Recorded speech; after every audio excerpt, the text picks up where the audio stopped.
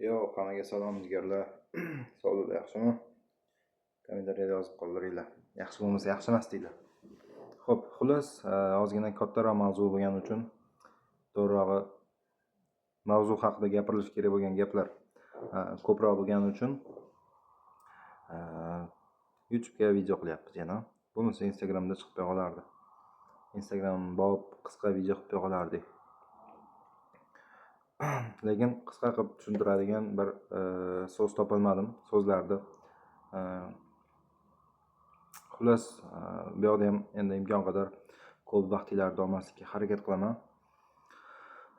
Xo'p, demak, aksiya degan narsa bor. Aksiya yoki mahsulotlarni qandaydir arzon qilib yuborish, qanaqadir biriga bir degan aksiyalar bor. Hali bitta olsangiz yana bitta qo'shib beriladigan. Ana shunaqa narsalar bor. Xo'p.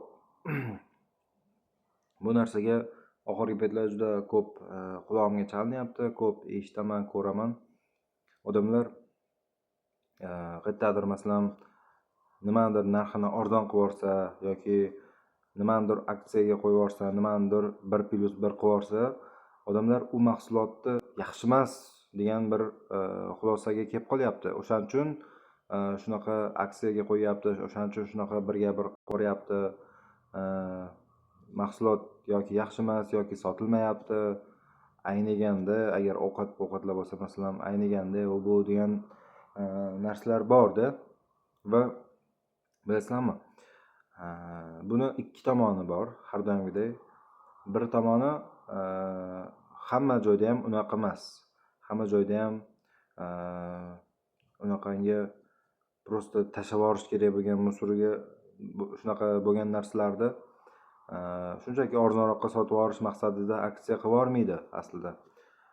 U haqiqatan yaxshi mahsulot bo'ladi, u haqiqatan o'sha har doimgi o'zining pulida qanday sotilgan bo'lsa, aksiyada ham o'shanaqa holatdagi, o'shanaqa sifatdagi mahsulot bo'ladi va shunaqa bo'ladiki, masalan, bir yilda bo'lishi mumkin, bir oyda bo'lishi mumkin, shunaqangi zo'r savdo bo'ldi-da. Boshliq masalan yaxshi pul oldi, ishchilarga yaxshi pul bera oldi-da, hammasi yaxshi. Endi xuddi shu narsani mana shu xursandchiligini o'zining mijozlari bilan bo'lishib, ya'ni ular sababchi bo'ldi o'zi shunaqa bo'lishiga, yaxshi foyda qilishiga mijoz sababchi bo'ldi, mijozlari. O'sha mijozlarni taqdirlaydi. O'sha mijozlarga minnatdorchilik bildirish maqsadida mahsulotlarni arzon qilib yuborishi mumkin, qanchadir muddatga qanaqadir aksiya e'lon qilishi mumkin yokida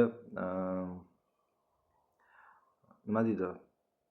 Savdolari zo'r bo'lib, shunchaki ehson qilib yuborishlari mumkin-da. Xullas, juda ham ko'p sabablari bo'lishi mumkin. Masalan, juda ham ko'p sabablar bor. Yaxshi mahsulotni ham aksiya qilib sotishga, aksiya qilib 1+1 qilib yuborishga, shunaqa qilib yuborishga juda ham ko'p sabablar bor. Yaxshi gumonda bo'lish kerak, yaxshi bir nimada yaxshi ko'z bilan qarab foydalanishga harakat qilish kerak. Endi tanganing ikkinchi tomoni bor, har doimgidek.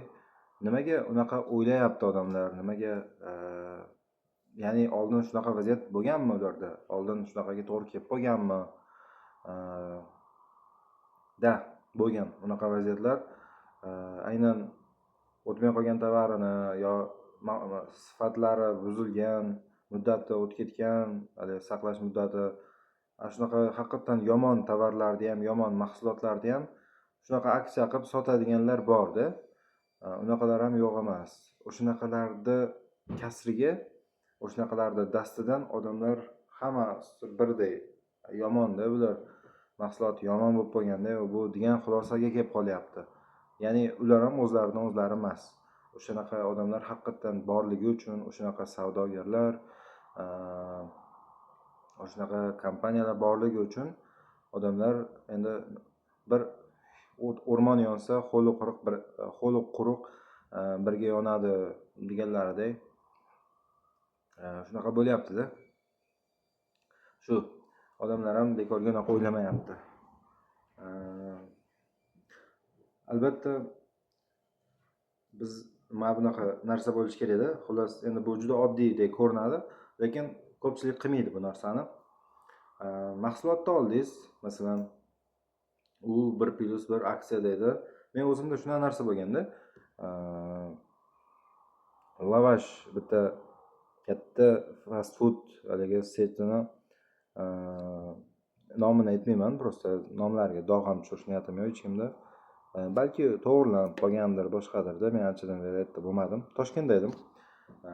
O'sha xullas bitta joydan 1+1 aksiyasini ko'ryapman. Bitta lavash olsam, yana bitta qo'shib beradi, tovuqli. Bu faqat tovuqlilarga aksiya ishlaydi ekan.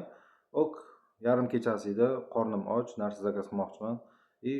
Bittani o'rniga ikkita kelsa, bu zo'r deyapman-da, masalan. Bittan puliga ikkita kelyapti. Zakaz qilyapman, kelyapti.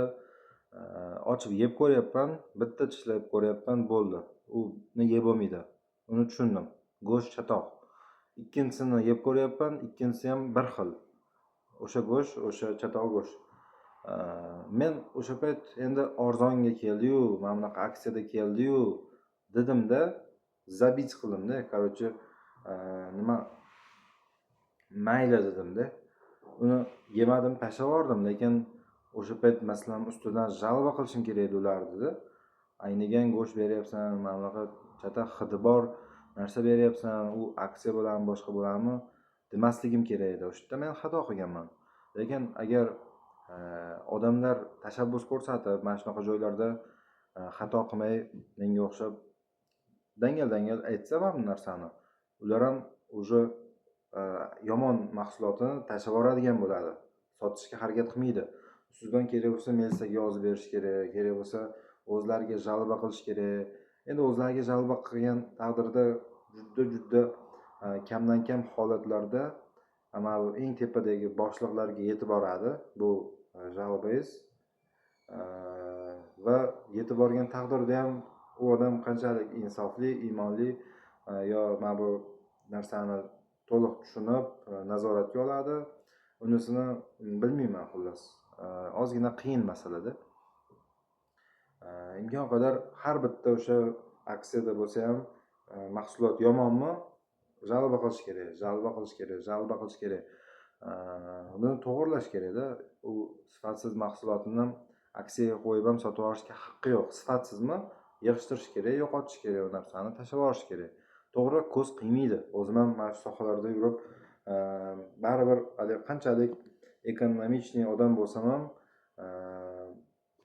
tushunaman xullas. Uni tashlab yuborish qiyin. U pulga kelgan narsa, u sizni xazinangizda turib, masalan, sifati yo'q bo'ldi. Endi uni qaytarib siz olib borib bera olmaysiz. U narsani sotsangiz ozgina bo'lsa ham foyda qilib qolasiz tashlab yuborgandan ko'ra. Lekin uni tashlab yuborish kerak. Xullas, qandaydir nima qilish kerak-da, uni sotmaslik kerak. Uni bepulga bersa ham, aslida bepulga berishga ham haqqi yo'q-da, to'g'risi. Chunki kasal qilishi mumkin, boshqa qilishi mumkin. U yeydigan mahsulot bo'lsa, boshqa bo'lsa, uni mahsulot sifatsizmi? Bo'ldi, tashlash kerak. Uni sotmaslik kerak. Endi buni shu oddiy ko'rinishi mumkin. Yechim shuni taklif qila olaman-da men. Bundan murakkabroq bir narsa o'ylab topishga to'g'risi aqlim yetmadi. Shu oddiy bo'lishi mumkin va hamma qilsa bu narsani, har bitta bunga uchragan odam qiladigan bo'lsa, albatta natijaga erishiladi, unaqalar kamayib ketadi, yo'q bo'lib ketadi, xudo xolasa. Men o'sha payt endi aksiyada oldim, mayli, arzonga keldi-yu, 30 minglik lavash 15 mingdan keldi-da menga, tipa ikkita olyapman bittan puliga. 15 minglik lavash qanaqa ham bo'lardi degan narsa o'tyapti-yu xayolimdan. Arzon qilib beryapti-yu menga, mana bittan puliga ikkita beryapti-yu degan narsa bor-da mening miyamda. Lekin uni masalan kimdir bolalar bo'lsa, masalan, yeb olishi mumkin oxirigacha va kasal bo'lishi mumkin. Bunaqa narsalarga yo'l qo'yish kerak emas. Shu ikki tomonda ham xato bo'lishi mumkin, ikki tomonda ham tashabbus ko'rsatish kerak bo'lgan joylari bor. Aksiya qilayotgan hamma ham yomon emas va hamma ham yaxshi ham emas. Aksiya qilinayotgan mahsulot hammasi sifatsiz emas va hammasi ham sifatli ham emas. Biz endi imkon qadar kurashib, mana shu sifatli o'sha haqiqatdan bir yaxshi foyda qilganda yoki qandaydir savdoni oshirish uchun aksiyalar qilinishiga erishishimiz kerak-da. Hamma shunaqa qilishga o'tish kerak. Mana bunaqa prosta o'tmay qolgan mahsulotini aksiya qilib yuborishdan qochish kerak.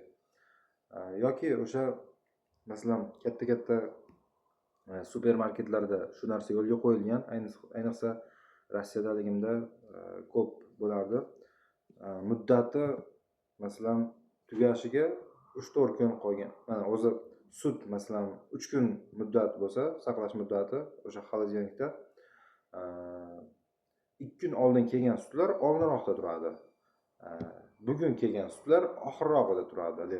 Yangirog'i oxirrog'ida turadi. Nimagaki, mana bu oldidagi o'sha eng boshida kelganlar tezroq sotilib ketsin muddati o'tmasdan. Yoki o'sha muddati o'tishidan 1 kun oldinmi, 1-2 kun oldinmi aksiya qilsin, boshqa qilsin-da, lekin muddati o'tib ketgandan keyin qilmasin. Muddati o'tib ketgandan keyin sifatlar buzilgandan keyin qilmasin. Mana shu narsani tushuntirmoqchiman, yetkazmoqchiman xullas. Shu asosiy aytmoqchi bo'lgan gapim shu edi. Hammaga yaxshi kayfiyat. Bu videoni endi menimcha faqatgina o'sha tasodifan ko'rib qolishingiz mumkin. Chunki men hech qayerda reklama qilmoqchi emasman bu videoni. Vaqti keladi, bir videomiz sal mashhurlikka erishsa, nechta odam ko'rsa, o'shancha odamni balki ko'zi ochilar. Endi men to'g'risi hozir ko'p odamlarga tarqatib bir nima qilib bunchalik nima deydi, o'zimni ichimda shunaqa narsa bor-da, ko'p gapiraman, uni shu kam odam eshitsa yaxshi, qandaydir menga shu komfortliroqda. Qandaydir butun dunyo meni 15 minutlik videoimni ko'rishini xohlamayman men. Bunaqangi zo'r sifatli bir zo'r video chiqarganim yo'q-da men. Masalan, professionalniy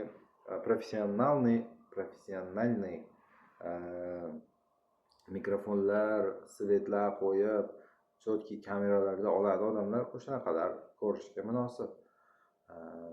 Albatta ular ham chiqib yaxshi narsani gapirsa-da. Shuning uchun bu videoni siz ko'rayotgan bo'lsangiz, sizga birinchi o'rinda rahmat kattakon. Ikkinchidan omadingiz bersin va agar siz qachondir qanaqadir shu sohalarda ishlab kattaroq darajada bo'lsangiz, iltimos mana shu aytganlarimni bir o'ylab ko'ring. Yoki oddiy fuqaro bo'lsangiz ham o'sha oddiy fuqaro qanaqa kurashish kerakligini ham aytib o'tdim. Ularni ham bir o'ylab ko'ring. Agar fikrimga qo'shilsangiz, to'g'ri deb hisoblasangiz bu narsalarni, siz ham men bilan birga bu kurashga kiring. Men endi bundan bag'iga bilib oldim. Ya'ni shu narsani anglab yetdim. Endi shunaqa qilaman. Endi aksiya bo'lsa ham yomon mahsulotni menga sotishlariga yo'l qo'ymayman. Shu